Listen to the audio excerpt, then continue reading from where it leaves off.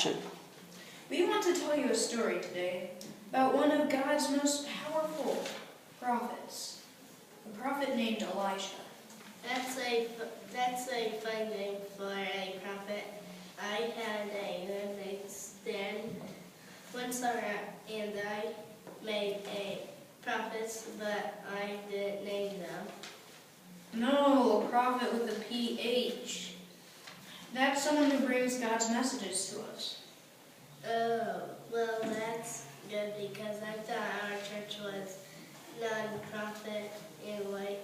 He wouldn't want to get in trouble with the IRS.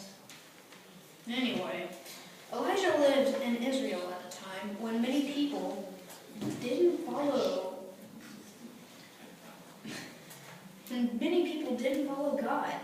Most people,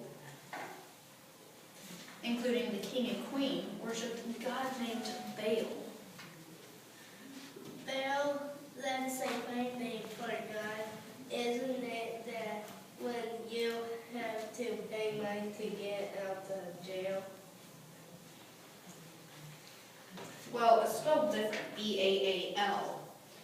Queen Jezebel is from Phoenicia, and she and her husband, King Ahab, worshipped Phoenician gods instead of the God of Israel. They wanted everyone else to worship these gods too, so they tried to kill or put anyone in jail who worshipped God's laws. Oh, that's harsh. Yeah, especially for Elijah. He kept bringing God's messages, even though it was illegal, and Ahab and Jezebel were not pleased. Elijah knew how mean and scary Ahab and Jezebel could be. He was afraid and didn't know what to do, so he ran away. Yeah, I learned to they put like this, some Christian characters. Elijah kept running until he could barely walk. Then he lay down under a tree. He was so tired he thought that he may never be able to get up.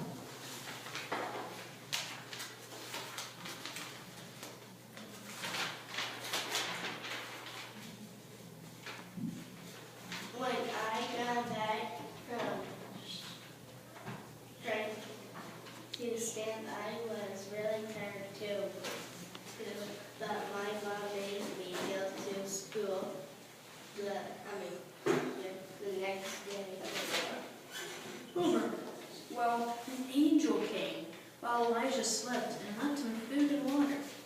The angel prayed over Elijah that he would eat and drink and be strong again, strong enough to stand up to Ahab and Jezebel.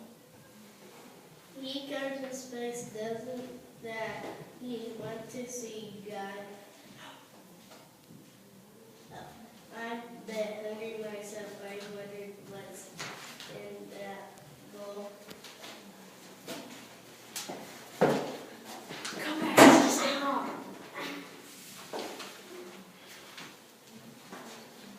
When Elijah had rested, he kept walking until he got to Mount Horeb, which is known as the Mountain of God. He found a cave and went into it to rest some more.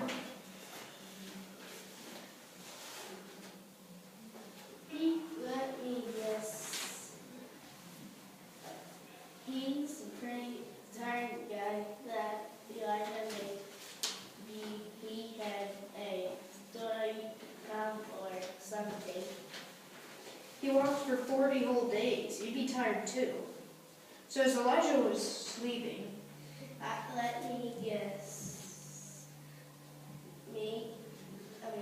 Another angel will pretend to. quit interrupting. I'm getting to the good parts. This time, the voice of God himself saying, "Go onto the mountain and wait for me." Elijah did what God said. While he was waiting, a strong wind came and tore the mountain apart and broke the rocks.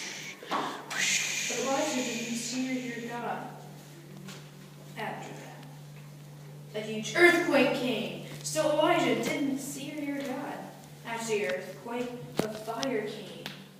Still, Elijah Elijah didn't see or hear God. After the fire, though, came a quiet, gentle whisper. Elijah knew now that he was hearing God. He covered up his face and went to stand at the edge of the cave. He covered his face, doesn't he want to see God? Isn't that the whole point? He covered his face because he knew God was too beautiful to look at.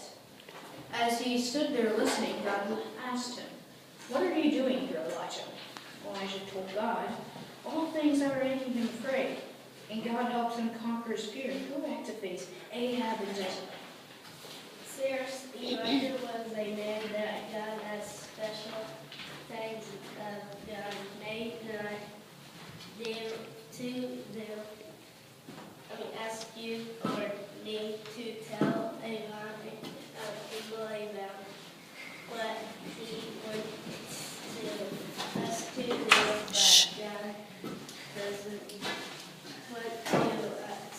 want us to do one thing that Elijah did. Listen, Elijah had to go away from all the things that distracted him from listening to what God wanted to say.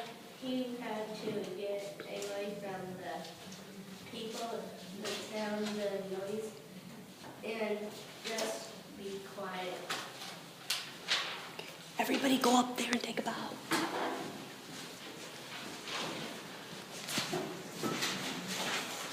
All right, this has been the Young Disciples production of Elijah and the Still Small Voice. Everybody take a bow. Very good.